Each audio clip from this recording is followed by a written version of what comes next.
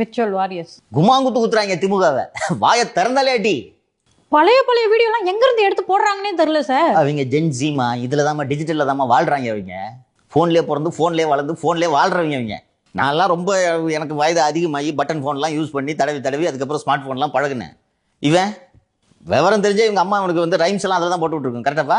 So அப்போ அவங்களோட skill set எப்படி இருக்கும் அதை யூஸ் பண்ணுறதுல? இப்போலாம் 10 வயசு ஆனாலே ஃபோன் வாங்கி வந்து யூஸ் பண்ணிக்கிறேன். குழந்தைங்களுக்கே எல்லாம் ஒர்க்கிங் விமனாக இருக்குது.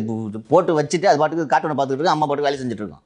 எப்பவோ சொல்லியிருக்காரு சார் திரு மு க ஸ்டாலின் அவர்கள், மது விலக்கு கொண்டு வருவோம் அப்படின்னு சொல்லிட்டு, வர காந்தி ஜெயந்திக்கு மது விலக்கு கொண்டு வருவோம் அப்படின்னு சொல்லிட்டு அந்த வீடியோவை இறக்கிட்டாங்க. அதுக்கப்புறம் திரு இபிஎஸ் அவர்கள் தான் தூய்மை பணியாளர்கள் அப்படின்னு அவங்களுக்கு பெயர் மாற்றுறாங்க சார். இவ்வளவு நாள் நான் நினைச்சிட்டு இருந்தேன் ஸ்டாலின் தான் பெயர் மாத்திருக்காரு. தம்பி பெயரை மாத்திட்டோம், அதனால இனிமே தூய்மை பணியாளர்கள் தான் சொல்லணும் அப்படின்னாரு இல்லையா? அந்த டைலாக் சொல்லி கொடுத்தாங்கல்ல, அது கூட இது நம்ம டைலாக் இல்ல, இன்னொருத்தன் டைலாக். திருடுறோன்றது கூட ஒரு தெரியாது.